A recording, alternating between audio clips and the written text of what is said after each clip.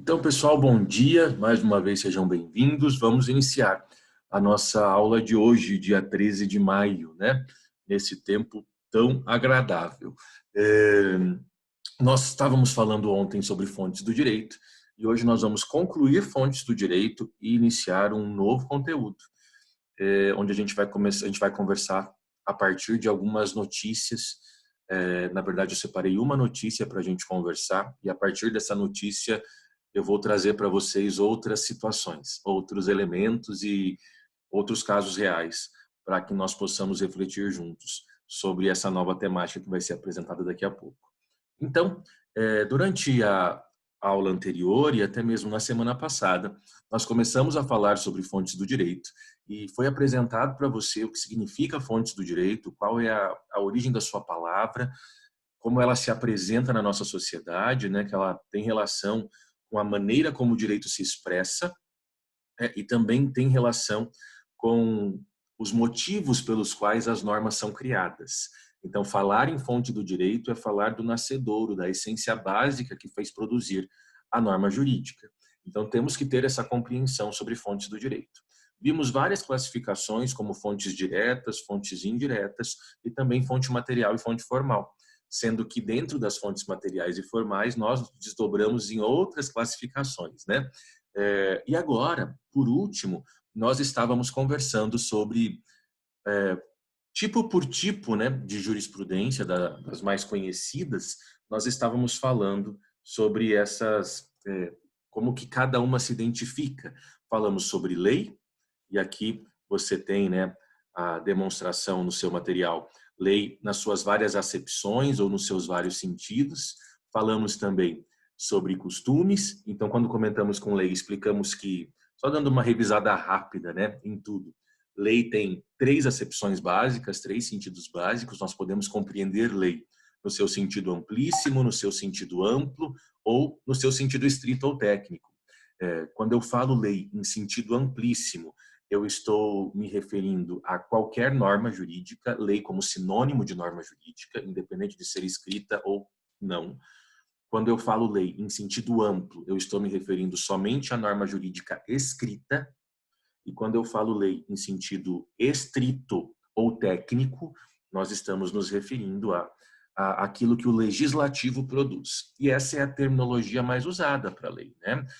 Via de regra, quando nós utilizamos o termo lei, lei de maneira geral, nós estamos nos referindo à produção legislativa, àquilo que o poder legislativo cria ou estabelece na nossa sociedade.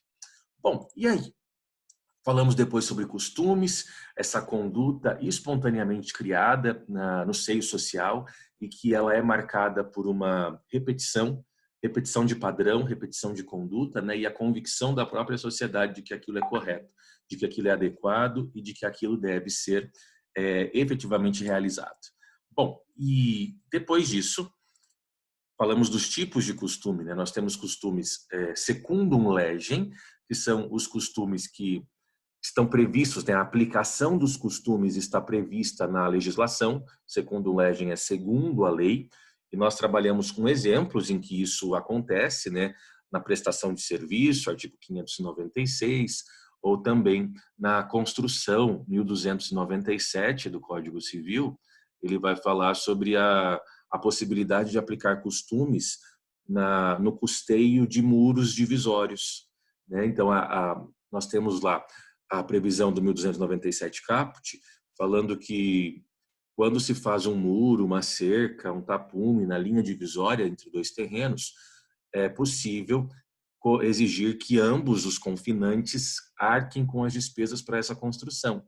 Mas daí vem um parágrafo e diz o seguinte: pode ser aplicado o costume da região, se for diverso da previsão do caput. Então, se tem uma região do país, uma determinada cidade, onde é de costume daquela região, que a pessoa que quer construir o muro arque com essa despesa, então que se aplique o costume. Então, sempre costume secundum legem é o costume cuja aplicação está prevista na lei, está prevista nessa norma jurídica escrita específica, né? Quando a gente fala de costume praeter legem, nós estamos falando de um costume aplicado quando não existe lei. Sempre, pessoal, e aqui é uma dica, sempre que você vir praeter legem, nós estamos falando de omissão legislativa. Nós estamos falando de ausência de lei. Tecnicamente, isso se chama lacuna. Nós damos o nome de lacuna para quando não existe lei para regulamentar aquele determinado caso. O juiz, se não tiver uma lei, ele não se exime de julgar. O juiz é obrigado a julgar, ainda que não exista lei. E como que ele julga se não existe lei? Aí entra o artigo 4º da Lei de Introdução às Normas de Direito Brasileiro. Lei de Introdução às Normas de Direito Brasileiro, que nós chamamos corriqueiramente de LINDB, né?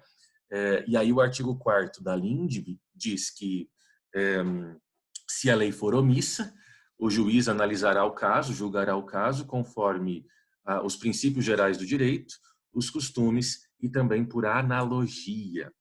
Ok. E terminamos a fala com costumes contra legem. E aí, costumes contra legem são os costumes que contrariam a legislação, são os costumes que contrariam a norma jurídica, de maneira geral.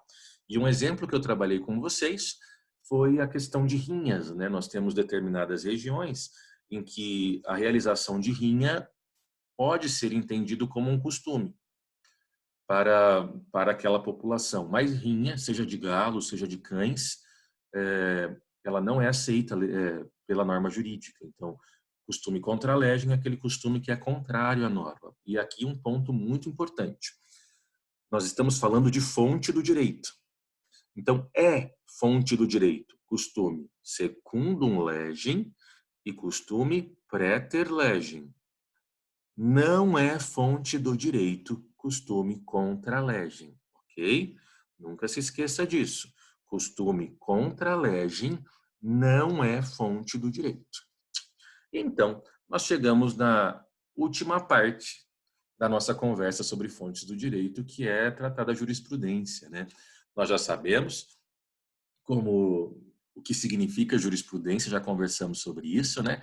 Jurisprudência é o conjunto reiterado de decisões judiciais proferidas pelos tribunais sobre os mesmos casos, né, e no mesmo sentido.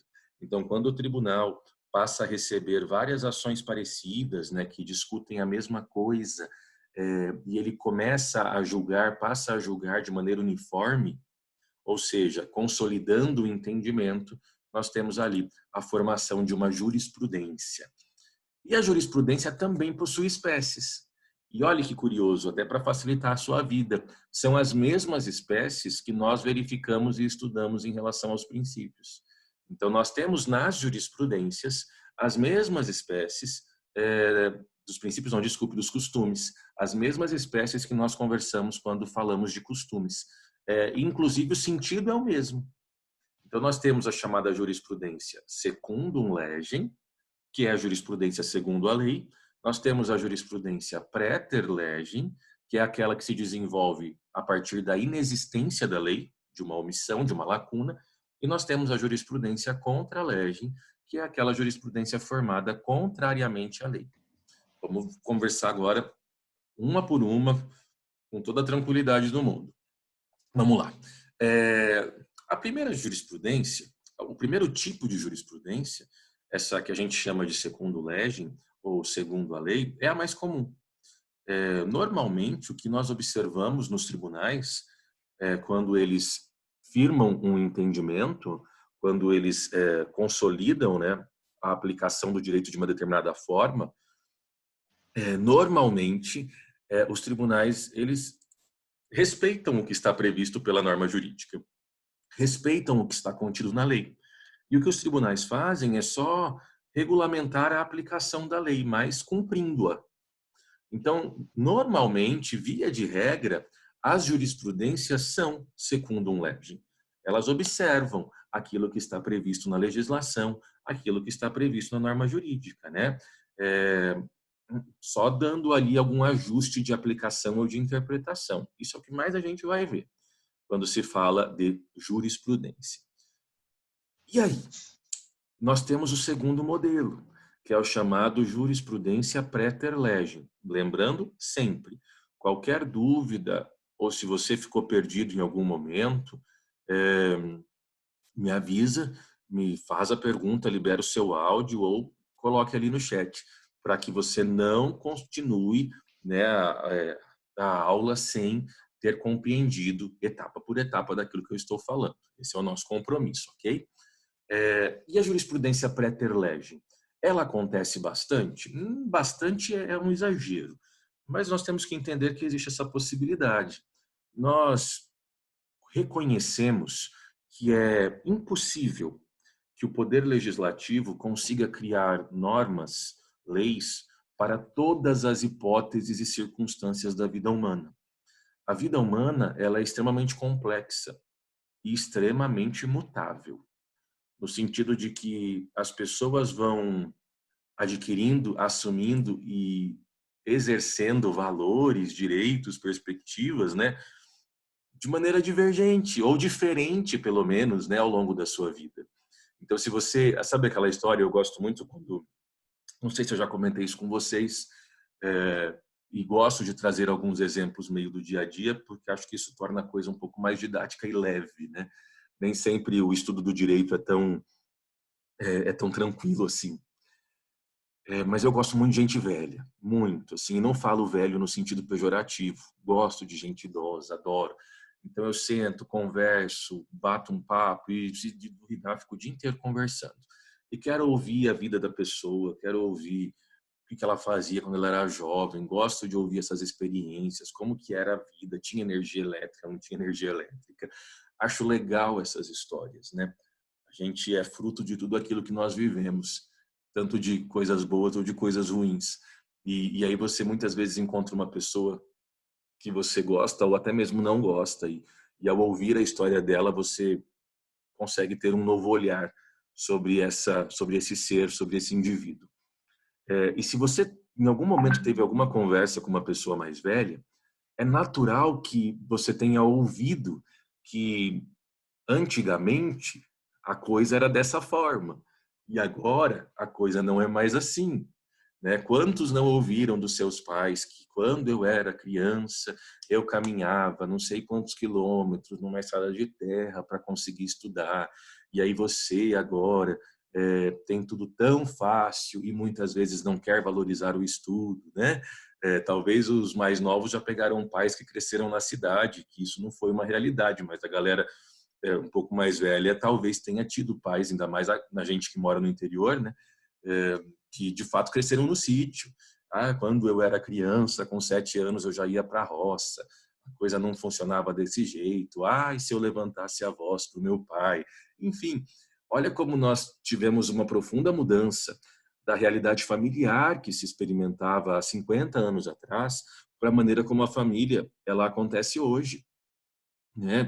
Verifique o comportamento de crianças em fotos dos anos 50, dos anos 60, que normalmente todas sérias e robóticas, para fotos de crianças hoje em dia, né? Então nós temos uma diferença muito sensível na maneira como as pessoas vão vivendo. E isso é tão automático, eu realmente não acho que passou pela cabeça das pessoas, olha, estamos passando por um processo de mutação. Hoje as crianças de agora já não estão mais se comportando como as crianças de antigamente. Eu não acho que isso tenha sido tão racionalizado. Acho que as pessoas simplesmente viveram e foram levadas por um avalanche que a gente chama de vida. E isso é uma coisa muito comum, né? Nós vivemos, ligamos o automático e vamos. E até que ponto isso não é um problema também, mas isso é uma discussão para um outro momento. E por que eu estou falando isso? A vida ela é tão complexa e ela muda tanto que o legislativo não consegue acompanhar. Então, vamos entender algumas coisas. Começou-se a criar uma ideia de que bater em crianças não era adequado. E isso começa a ser desenvolvido no final da década de 80. Em 1990, nós temos o Estatuto da Criança e do Adolescente, que é um marco muito importante na proteção dos direitos desse grupo de indivíduos. Antes do Estatuto da Criança e do Adolescente, você tem alguns projetos que se voltam à proteção de crianças. Para vocês terem uma ideia, o Criança Esperança, ele surge a primeira vez antes de ter Estatuto da Criança e do Adolescente. Depois do ECA, nós tivemos criações internacionais de proteção de criança e adolescente, e começou-se a se defender essa bandeira de que criança não poderia ser corrigida por violência física. Isso é uma construção de década de 90. Dificilmente na década de 60, 70, passaria uma fala dessa. Até que nós tivemos agora, no século XXI, uma concreta limitação, né, a possibilidade dos pais em corrigirem os seus filhos por castigos físicos. De fato, hoje, se um pai corrigir o seu filho por castigo físico, ele pode ter um problema muito sério. Mas isso acontece agora, no século XXI, fruto dessa mudança de pensamento, de entendimento que as crianças não são educadas na violência. Isso não é vantajoso, isso não forma bons cidadãos, enfim. E aí tem gente que concorda, tem gente que discorda. Fato é, isso aconteceu, né? Foi entendido a sociedade dessa maneira, uma nova realidade. Isso jamais passaria na década de 70, porque a sociedade vai evoluindo. Mas olha, isso só se tornou juridicamente reprimível. Os pais só passaram a ter a possibilidade de ser responsabilizados por bater no filho, por dar cintada no filho, agora no século XXI. Durante a década de 90 toda, isso era discutido, isso já era cobrado, mas ainda não tínhamos nada. Tanto que, se você tem mais de 30 anos, assim como eu, você deve ter tido uma infância em que você levou cintadas, você de fato apanhou e sofreu alguns tipos de castigo físico. Porque esse era o valor que se tem. Olha a diferença. Nós que temos 30 e poucos anos ou mais, já percebemos uma diferença gritante entre a maneira como nós fomos educados e a maneira como crianças de 2, 3, 4 anos hoje são educadas. Isso demonstra quão rápida é essa modificação do pensamento e daquilo que as pessoas acreditam como correto, como adequado, como deveria ser ou não praticado. O legislativo não consegue acompanhar isso. Então, a existência de lacunas, a existência de ausência normativa é algo que é totalmente possível e plausível.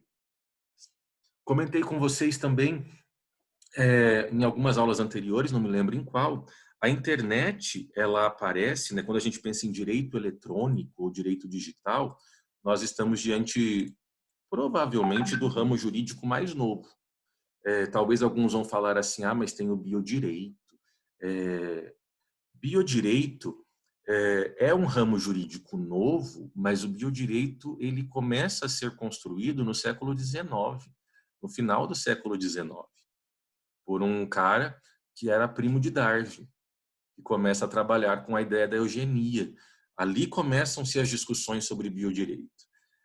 Então, enquanto surgimento, o biodireito é um pouco mais antigo do que o direito eletrônico ou o direito digital. A internet surge na década de 70, mas ela é popularizada na década de 90, porque houve uma aquisição por uma empresa globalizada que tinha um objetivo de tornar a internet algo mais comum, popular e acessível. Na década de 90, não sei quantos aí tem alguma ligação com essa coisa de informática, né? Eu não tenho, mas já tive que ler algumas coisas sobre direito digital. Na década de 90, nós tivemos as popularizações que foram consequência do 286, do 386, do 486, que eram modelos de computador, né? E também do Windows, né? Quando o Windows é criado como uma plataforma para facilitar o acesso à internet, e as pessoas tinham acesso a um sistema operacional que não era acessado por códigos de DOS, né? Isso facilitou muito, porque ninguém tem paciência para entender aquele negócio de um monte de código para fazer as coisas. Você tinha um código gigantesco para criar uma letra. Então, quando cria o Windows, ainda que no início, lá no MS-DOS, você tinha que digitar /win, não sei quantos lembram disso, para abrir o Windows, mas pelo menos abrir o Windows, e a partir dali era tudo muito, muito intuitivo. O Windows, de fato, a Microsoft, de fato, promoveu uma grande revolução na acessibilidade da internet, né? E olha o que virou hoje. Hoje é, não se tem mais privacidade. Privacidade é um direito em extinção. Nós somos observados, tutelados e vigiados 24 horas por dia. Não temos segurança no nosso celular. Um hacker invade o nosso celular sem nós percebermos e passa a ouvir todas as nossas conversas e tomar para si tudo aquilo que nós fazemos ou realizamos. As pessoas conseguem, de maneira remota, ligar a webcam do nosso computador e também a câmera do nosso celular. Ou seja, não se tem segurança de nada hoje em dia, absolutamente de nada. A internet se torna popular, inclusive no Brasil, a partir da década de 90. E aí nós temos uma explosão no final da década de 90 e início dos anos 2000, onde a gente tem a popularização de alguns provedores de internet, como o UOL, como a América Online, não sei quantos lembram que as pessoas recebiam gratuitamente um CD-ROM do UOL ou da América Online para que você tivesse gratuito um provedor de internet, ou então você contratava a Brasil Telecom, hoje Oi, e aí ela era o seu provedor de internet. Eu me lembro que eu tinha o Terra, e aí você pagava o Terra e pagava a internet de escada, ficava sem telefone, deixava para entrar na internet sábado após as 2 horas, porque você pagava um pulso só, e aí o telefone ficava ocupado, sua mãe ficava puta com você, porque não conseguia receber ligação, e muitas vezes você tentava conectar e não gerava conexão, porque a linha estava ocupada, porque havia um limite de conexão que a rede suportava. Enfim, um caos, mas era sensacional, uma velocidade sensacional de 20 kbps por segundo. Ah, gente, que época, né? Que época. E olha como as coisas em tão pouco tempo se foram revolucionadas. Literalmente revolucionadas. Bem isso, Joyce, bem isso. Para quem tem essa idade, passou por isso, exatamente. Para quem passou por esse momento, isso é muito forte. Assim, é como se a gente tivesse visto essa evolução. A gente viveu a história, sabe? É muito louco isso. E olha como as coisas mudaram. Quando você imaginava o seu primeiro celular, que hoje o seu celular seria um mini computador. Essa popularização que acontece no início dos anos 2000, também promovida por, e aí também mais nostalgia, ICQ, Scoop Script, que eram os primeiros bate-papos, né, que se tinha, e era uma delícia. Os mais novos não sabem o que é isso, era muito legal, porque você cadastrava um nick, que era o seu nome, para que ninguém roubasse de você, e você entrava em várias salas para conversar. Era como se fosse um bate-papo da UOL, que funcionava isso. Não é? Depois que teve o MSN. E aí o MSN era muito legal, só que o problema é que você só conversava com quem você tinha adicionado, né? No Scoop, você entrava nas salas, e era salas por cidade, então você conhecia muita gente, entrava em sala internacional e tal, era muito legal. E aí isso foi popularizado. O Joab também sabe o que eu estou falando. E aí isso foi popularizado. A primeira lei brasileira para tratar de questões digitais só aparece em 2012. Gente, isso é muito recente. Olhe quanto tempo nós ficamos sem legislação específica sobre direito digital. E a lei de 2012 foi uma lei péssima, que nem servia para alguma coisa. A lei realmente relevante, que regulamentava questões digitais, só aparece em 2016. E eu estou falando de algo que já era extremo. Gente, 2016, a internet já era absurdamente popular. Então, se o legislativo desse conta do recado, na década de 90 ele já deveria ter criado alguma coisa e não deu conta de criar. Então, isso tudo é para demonstrar que lacunas é algo absolutamente natural. E muitas vezes, como o juiz ele é obrigado a julgar, mesmo na inexistência de uma lei, mesmo na inexistência de uma norma, isso pode produzir uma jurisprudência. Porque eu tenho uma situação que não tem lei, o juiz vai ter que julgar. E ele vai julgar aplicando costume, analogia ou princípio geral do direito. O que é analogia? Analogia é pegar uma lei parecida. Pega uma lei parecida e aplica essa lei parecida na nossa sistemática. Isso é aplicação analógica. Então, enquanto eu não tenho uma lei específica sobre isso, eu sei que eu tenho uma lei meio parecida, eu posso usar ela até surgir uma nova lei.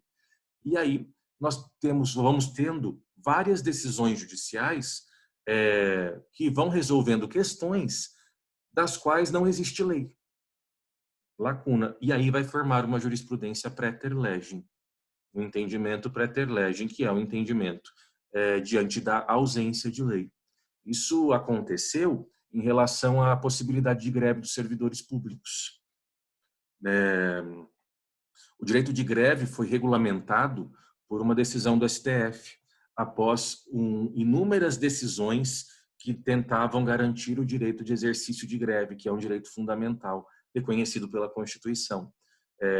Até hoje nós não temos uma lei específica para regulamentar o direito de greve, e essa regulamentação se fez por decisão judicial. Então, é uma situação em que o judiciário teve, de alguma maneira, se manifestar diante da ausência de uma norma. E a última modalidade de jurisprudência que nós temos é a jurisprudência contra legem. E o que é jurisprudência contra legem? É quando esse entendimento consolidado pelos tribunais, ele é produzido de maneira contrária à lei.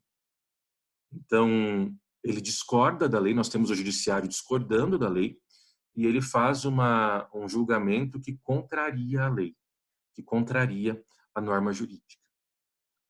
E aqui, antes de eu falar de exemplos com vocês, é muito importante vocês terem isso em mente.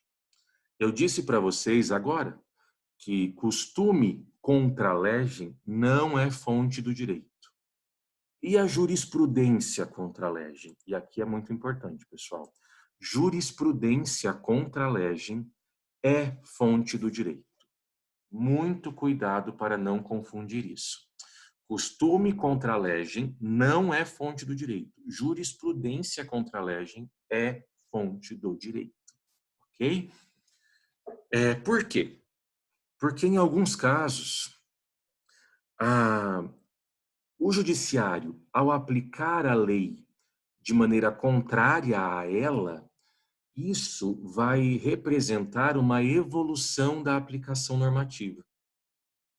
Muitas vezes, ao negar a vigência de um dispositivo de lei da maneira como ele está previsto, o judiciário está efetivamente cumprindo justiça ou realizando justiça.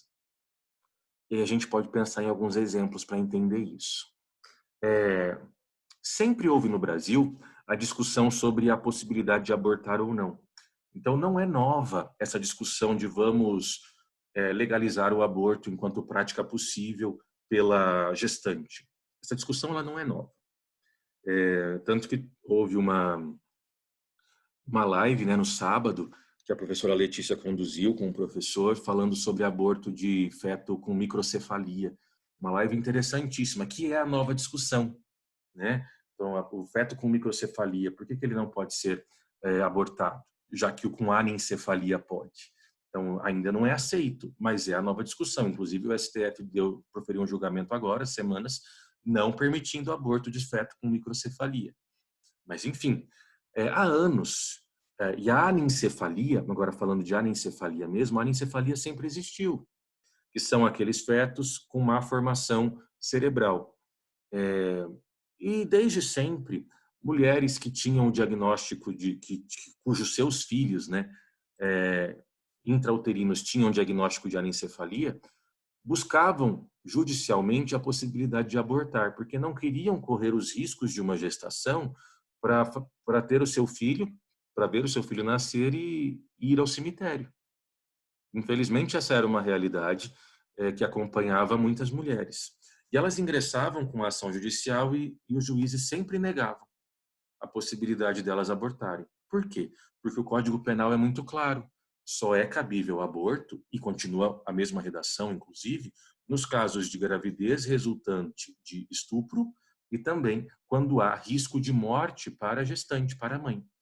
Essas são as hipóteses permissivas de aborto que o Código Penal prevê. E só. Qualquer outra modalidade de aborto é configurado crime, ou seja, é proibido.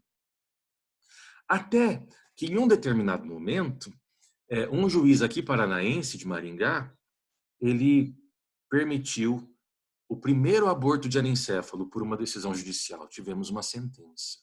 A primeira sentença que permitiu que uma mãe fizesse um aborto de um feto que tinha anencefalia. E isso gerou um alvoroço na cidade. Esse juiz foi execrado publicamente pelo bispo da cidade, era um juiz atuante na igreja e tal. Enfim, toda aquela confusão que a moralidade social impõe sobre as pessoas, né? E com o tempo, foi se percebendo que vários juízes ao redor do país começaram a interpretar e entender: não é justo obrigar a mulher a levar essa gravidez ao fim, que ela possa abortar, porque o filho vai morrer de qualquer jeito. Então, vamos antecipar isso. E aí vários juízes começaram a entender e outros juízes continuaram negando, até que isso chega no STF. E o STF, por meio de uma ação específica, profere um entendimento que se aplica de maneira geral, depois de muitas decisões muito aleatórias. E o STF, na ADPF número 54, reconhece a possibilidade de aborto do feto anencefalo. E a partir disso, todas as decisões, nós tivemos aí a formação de jurisprudência por decisões reiteradas dos tribunais permitindo o aborto do feto que tem laudo de anencefalia. Essa jurisprudência que se formou, ela é contrária à lei, nitidamente contrária à lei, porque a lei não permite aborto de anencefalo, ela só permite 2 casos. Ah, mas quer dizer que ela é errada? Aí é uma coisa que cada um tem uma forma de pensar, né? Mas, de certa forma, é interessante e é um avanço. Muitas vezes o judiciário, ao aplicar o direito de maneira contrária à previsão, ele está atendendo à evolução da própria sociedade e ao desenvolvimento mesmo do próprio direito, sabe? Então, nós vamos já ter que encerrar por conta do tempo, mas a gente volta daqui a pouco. Eu retomo e finalizo essa questão de jurisprudência contra a legem para começarmos um novo assunto. Nós vamos voltar no horário de início da próxima reunião, tá bom? Que eu preciso ter o tempo para ele gerar aqui a aula gravada.